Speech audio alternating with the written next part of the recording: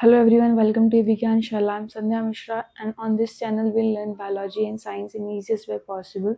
So today's topic is structure and function of nucleus. अभी तक हमने सेल समझ लिया है, ठीक है। इसके अलावा हमने स्ट्रक्चर को, नॉर्मल बेसिक स्ट्रक्चर को समझा है सेल के। अब हम बात करते हैं कि न्यूक्लियस का स्ट्रक्चर के बारे में, उसका क्या स्ट्रक्चर कैसा होता है, उसके फंक्शंस कैसे होते हैं, उसके बारे में समझते हैं। So let's not waste the time, start with it. So पहला जो आउटर, जो सबसे मेम्ब्रेन जो होती है, उसको हम क्या बोलते हैं? Nuclear membrane. इसी को हम क्या कहते हैं? हम इसी को ही न्यूक्लियर और क्या कहते हैं? न्यूक्लियर एनवेलप भी कहते हैं। कई जगह इसको न्यूक्लियर एनवेलप के नाम से भी जाना जाता है या न्यूक्लियर मेम्ब्रेन के नाम से भी जाना जाता है। इसका काम समझ लेते हैं। ये जो रहती है, जो न्यूक्लियर मेम्ब्रेन रहती है, वो डबल लेयर्ड रहती है, एक तरीके से डबल लेयर्ड से बनी हुई है, ठीक है ना। जो न्यूक्लियर मेम्ब्रेन रहता है वो क्या काम करता है? वो प्रोटेक्ट करता है सेल को किसी भी अलग चीज़ों से जो कि हार्म पहुंचाए, उससे प्रोटेक्शन प्रोवाइड करने का काम कौन करता है? न्यूक्लियर मेम्ब्रेन, ठीक है। इसके बाद जो आता है, इसके जो न्यूक्लियर जो बाउंडेड जो दो मेम्ब्रेन्स, उनके बीच में एक स्पेस प्रेजेंट रहती है, इसको हम क्या कहते हैं? पेरी न्यूक्लियर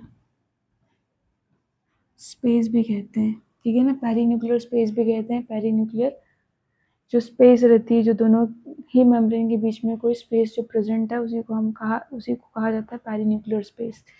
देन नेक्स्ट अपना आता है जो उसके बीच में, जो उसके अंदर जो कंटेंट प्रेजेंट है, उसको हमने क्या बताया था जब मैंने बात करी थी बेसिक स्ट्रक्चर में। तो मैंने उस टाइम पे भी आपको समझाया था, उसको क्या कहा जाता है? न्यूक्लियोप्लाज्म। मैंने कहा था कि जो भी सेमी लिक्विड मीडियम जो रहेगा, वो जो प्रेजेंट रहेगा, उसी को हम क्या बोलेंगे? न्यूक्लियोप्लाज्म, ठीक है ना। जिसके अंदर न्यूक्लियोलस और क्रोमेटिन, सारा का सारा कंटेंट जो प्रेजेंट है, ठीक है। तो ये न्यूक्लियोप्लाज्म एक तरीके से फ्लूइड मीडियम हो गया न्यूक्लियस का। देन आता है, इसको हमने बोला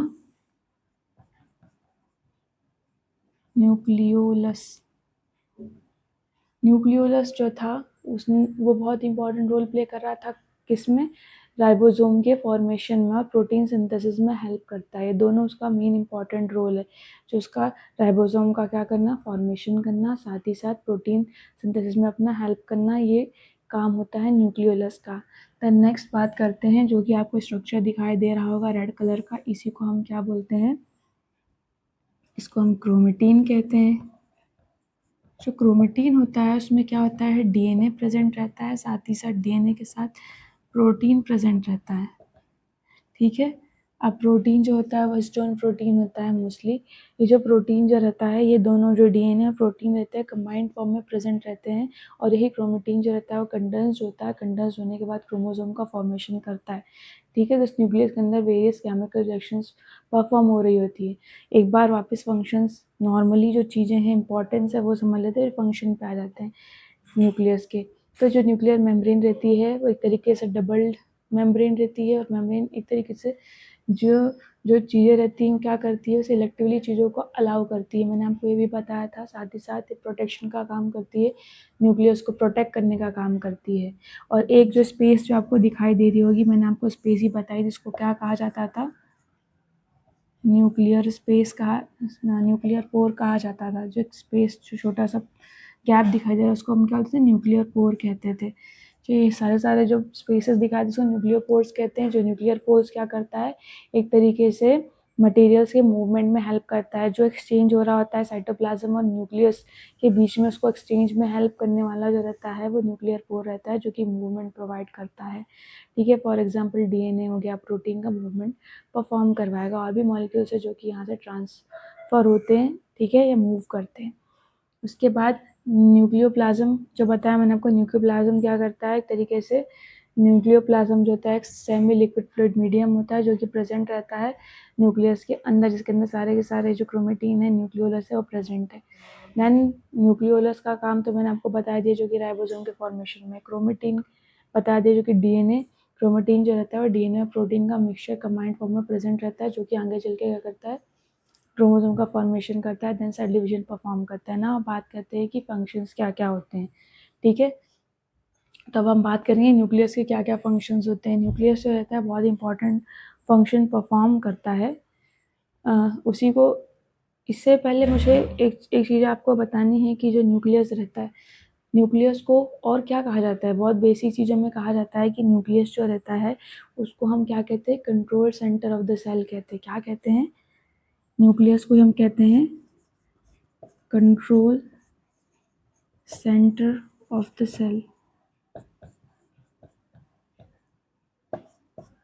control centre of the cell, और कभी कभी इसको क्या कहते हैं, ब्रेन ऑफ द सेल कहा जाता है।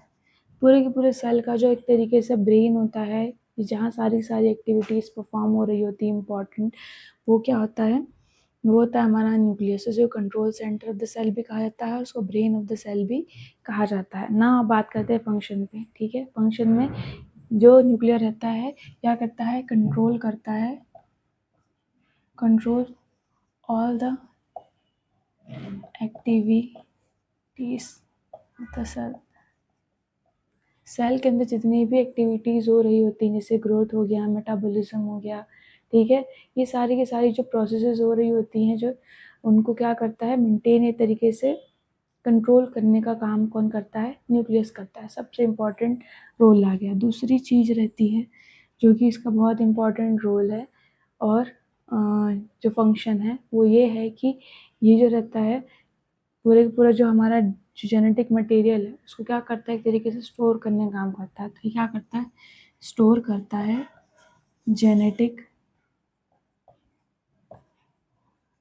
मटेरियल्स को, जेनेटिक मटेरियल को, इसमें जिसमें क्या जाएगा, जो डीएनए होगा हमारा, और जो डीएनए रहेगा वो उसको क्या करेगा, वो स्टोर करेगा। जो क्रोमेटिन्स रहेंगे वो क्या करेंगे, क्रोमेटिन्स जो रहते हैं, जो अभी आपको नेट लाइक या थ्रेड लाइक स्ट्रक्चर दिखाई दे रहा है, जैसे कि मैंने आपको बताया थ्रेड लाइक स्ट्रक्चर दिखाई देते हैं एकदम पतले पतले, और थ्रेड्स जो रहते हैं जब उनका टाइम आता है तो क्या करते हैं, कंडेंस होते हैं। कंडेंस होने के बाद क्रोमोसोम का फॉर्मेशन करते हैं। क्रोमोसोम जो रहता है आगे चल के डिवीजन का प्रोसेस परफॉर्म करता है, ठीक है।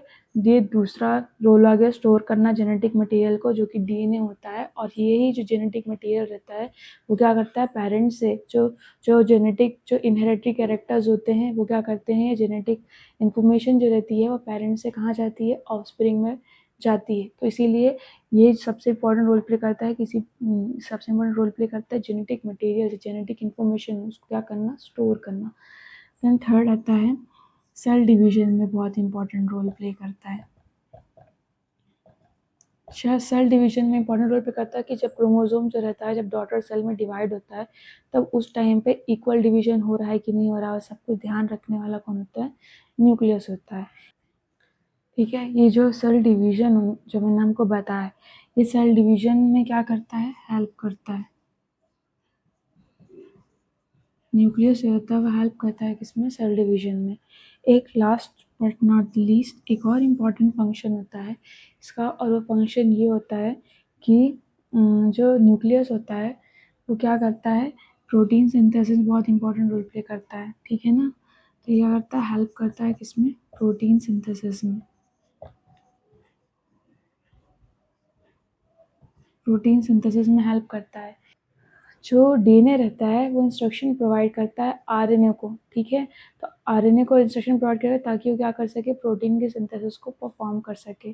तो हमने 4 फंक्शंस देखे, इसमें हमने बताया कि एक तरीके से कंट्रोलिंग सेंटर होता है सारी एक्टिविटीज़ को कंट्रोल करने के लिए सेल के अंदर, जो ग्रोथ मेटाबॉलिज्म वगैरह हो रहा होता है, और स्टोर करता है जेनेटिक इन्फॉर्मेशन को या जेनेटिक मटेरियल्स को स्टोर करने का काम कर सकता है। आप यहाँ स्टोर कर सकता है जेनेटिक मटेरियल, ये भी कह सकते हो, या स्टोर करता है जेनेटिक इन्फॉर्मेशन को, ये भी कह सकते हो, ठीक है।